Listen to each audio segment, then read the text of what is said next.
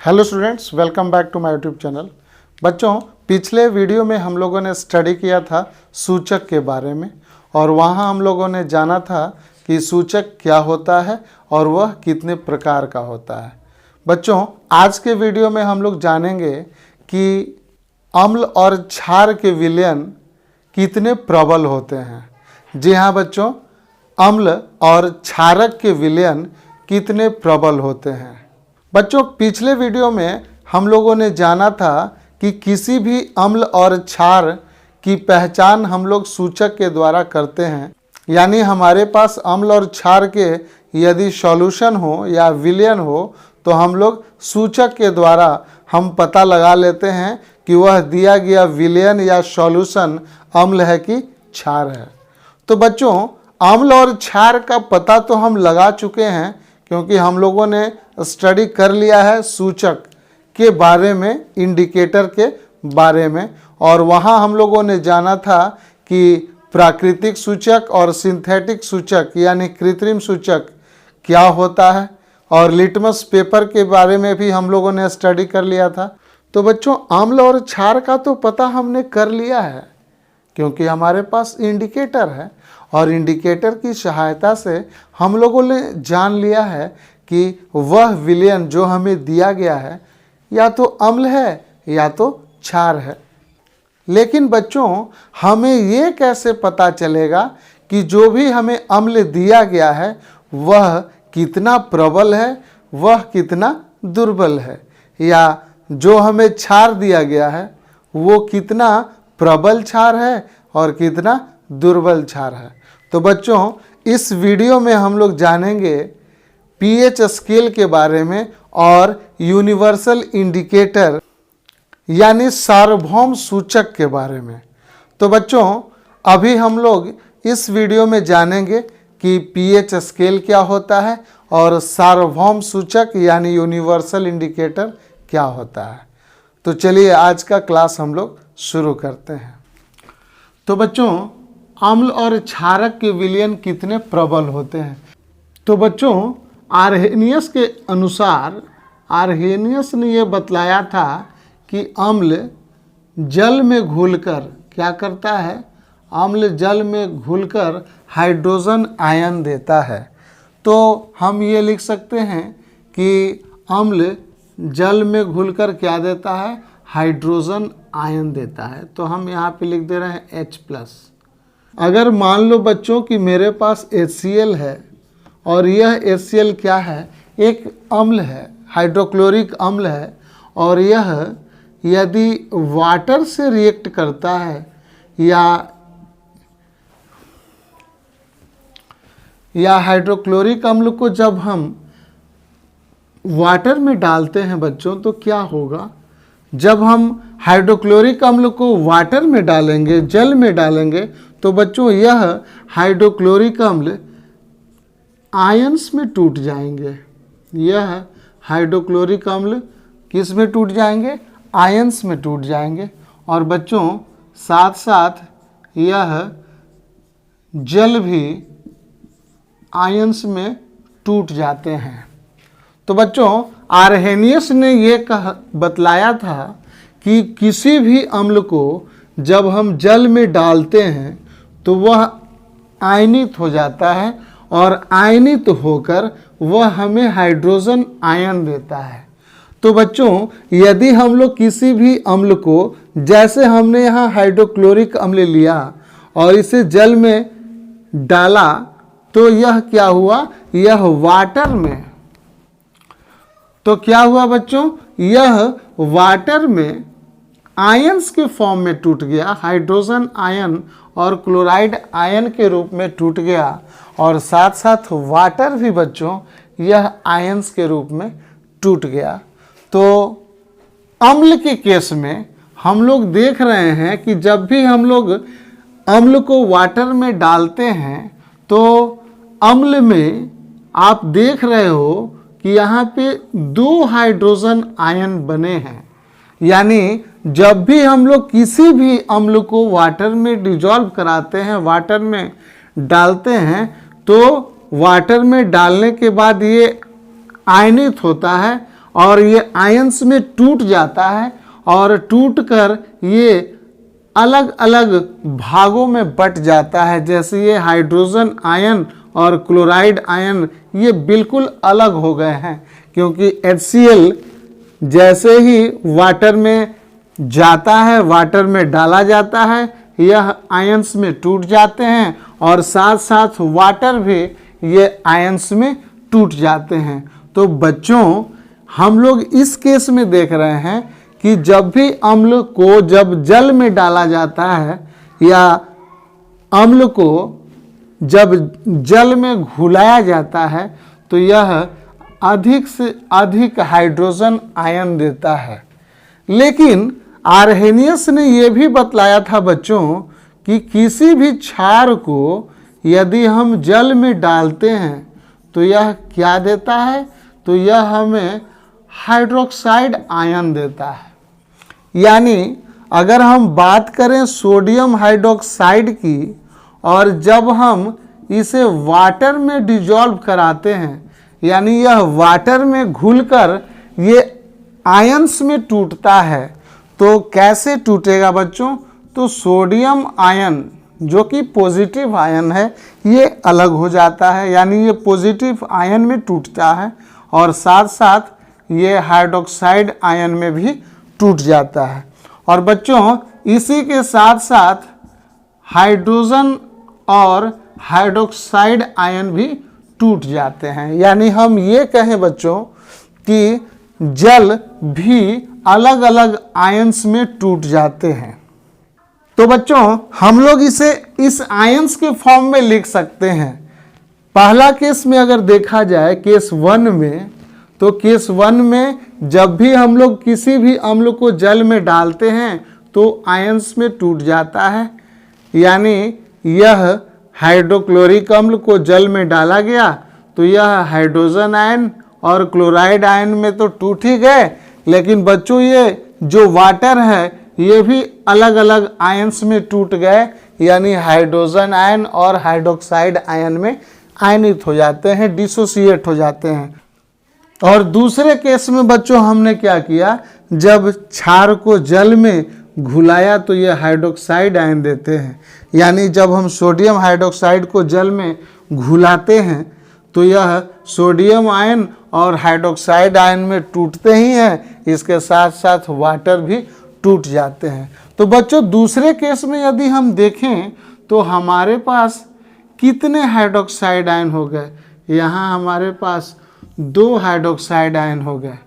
तो बच्चों इससे हमें ये पता चलता है कि किसी भी क्षार को जल में डालने पर वो अधिक से अधिक हाइड्रोक्साइड आयन देते हैं। यहाँ आप देख लो बच्चों हाइड्रोक्साइड आयन कितना हो गया। हाइड्रोक्साइड आयन की बात करें तो इस समीकरण में हाइड्रोक्साइड आयन की संख्या 2 है और हाइड्रोजन आयन की संख्या कितनी है बच्चों, हाइड्रोजन आयन की संख्या 1 है।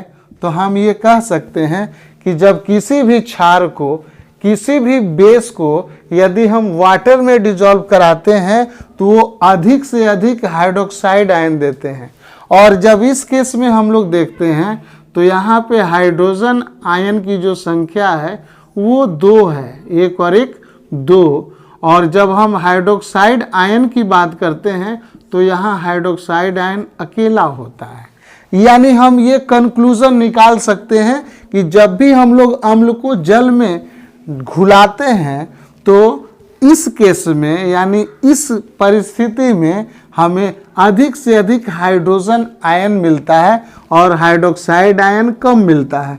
जबकि दूसरे केस में हम लोग देखते हैं कि जब भी किसी क्षार को जल में घुलाते हैं तो हमें अधिक से अधिक हाइड्रोक्साइड आयन मिलता है और हाइड्रोजन आयन कम मिलता है। तो बच्चों सोरेनसन ने 1909 ईस्वी में एक स्केल तैयार किया था जिसे हम पीएच स्केल के नाम से जानते हैं। और उस पीएच स्केल में उन्होंने बात की थी हाइड्रोजन आयन की कंसंट्रेशन, यानी हाइड्रोजन आयन की सांद्रता के बारे में। और उन्होंने बतलाया था कि चाहे अम्ल हो या क्षार हो, हाइड्रोजन आयंस दोनों में पाए जाते हैं। यानी ये कहें कि हाइड्रोजन आयंस अम्ल में भी है और हाइड्रोजन आयन क्षार में भी है, क्योंकि जैसे ही किसी क्षार को जल में घुलाते हैं तो यह हाइड्रोक्साइड आयन तो देता ही देता है, लेकिन उसके साथ साथ हाइड्रोजन आयन भी बनते हैं। और यदि किसी अम्ल को जल में घुलाते हैं तो यहाँ भी हाइड्रोजन आयन हमें मिलता है। तो इन्होंने हाइड्रोजन आयन की सांद्रता के आधार पे एक स्केल तैयार किया और उस स्केल को हम लोग क्या बोलते हैं बच्चों? उस स्केल को हम लोग पीएच स्केल के नाम से जानते हैं। तो पीएच स्केल किसने दिया था? तो ये सोरेनसन ने दिया था। ये एग्जाम में पूछता है, इसको आप याद कर लीजिएगा। सोरेनसन नामक वैज्ञानिक ने पीएच स्केल दिया था, जहाँ पी का मतलब होता है पावर। पी का मतलब क्या होता है? पावर, जिसको हम लोग पोटेंज के नाम से भी जानते हैं। पावर का मतलब होता है पोटेंज। पावर मतलब शक्ति। किसकी शक्ति बच्चों? H फॉर हाइड्रोजन, यानी हाइड्रोजन की शक्ति। तो सोरेनसन ने एक डिवाइस तैयार किया, एक ऐसी युक्ति बनाई, एक ऐसा स्केल तैयार किया जो हाइड्रोजन आयन की सांद्रता पर आधारित था, और उन्होंने हाइड्रोजन आयन को कॉमन लेकर के एक स्केल दिया, जिस स्केल का हम लोग आज स्टडी करने वाले हैं, और इस स्केल को हम लोग पीएच स्केल कहते हैं। तो बच्चों, पीएच स्केल के आधार पे ये हमें पता चलता है कि दिया गया विलयन अम्ल है कि क्षार है, और वह कितना प्रबल है कितना दुर्बल है इसका पता भी हमें पीएच स्केल से पता चल जाता है। तो चलिए हम लोग पीएच स्केल को देखते हैं।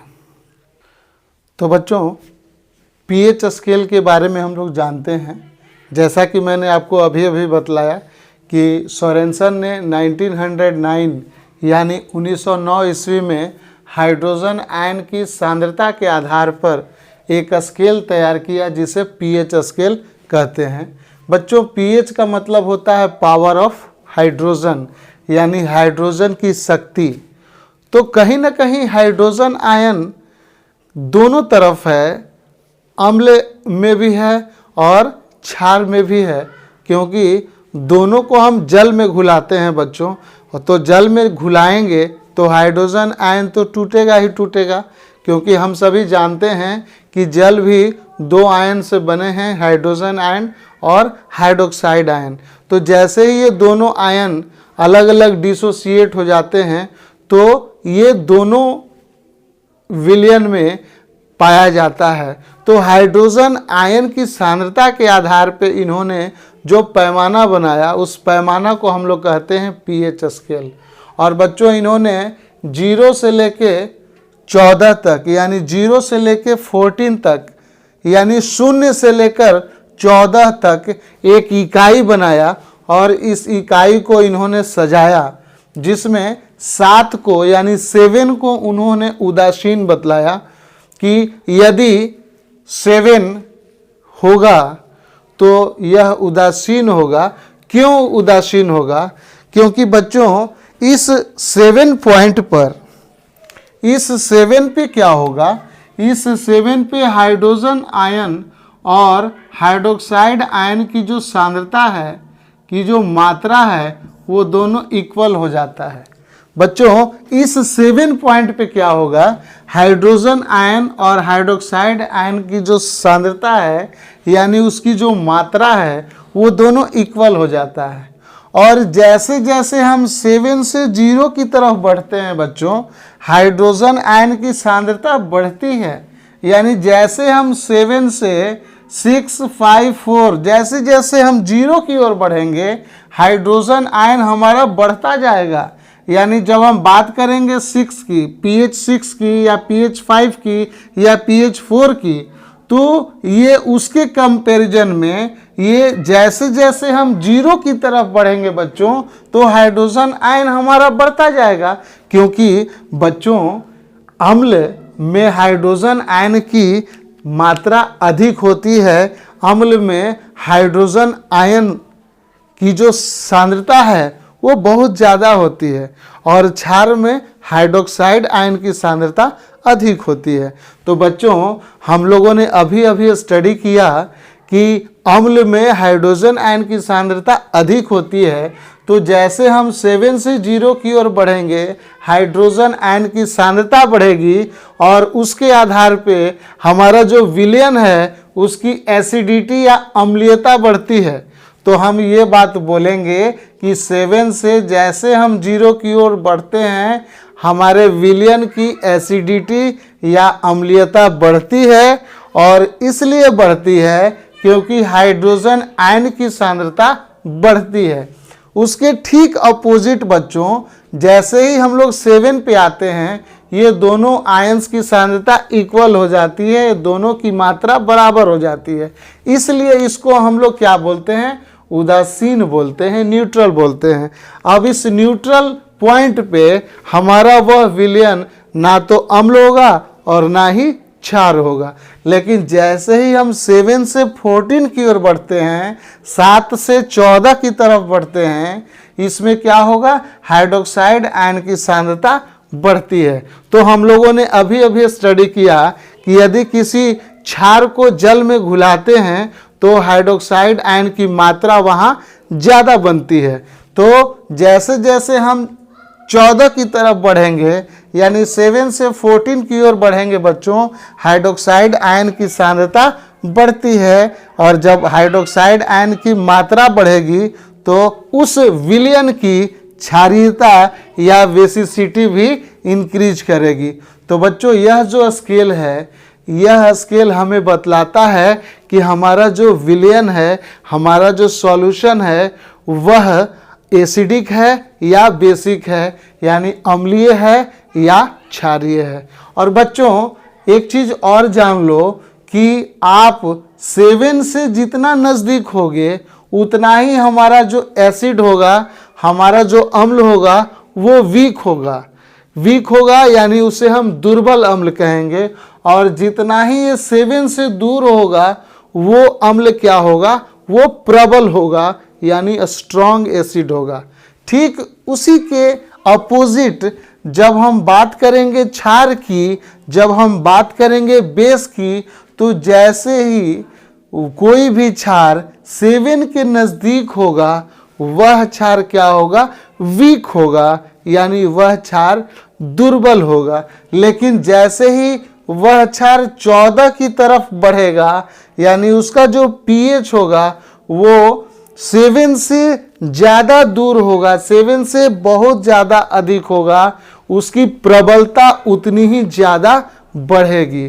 तो बच्चों इस स्केल से हम लोगों ने जान लिया कि कोई भी दिया गया विलयन वह कितना प्रबल है, कितना दुर्बल है, यानी कोई भी अम्ल कितना स्ट्रॉन्ग है, कितना वीक है, इसका पता हमें यहाँ pH मान से पता चल जाता है।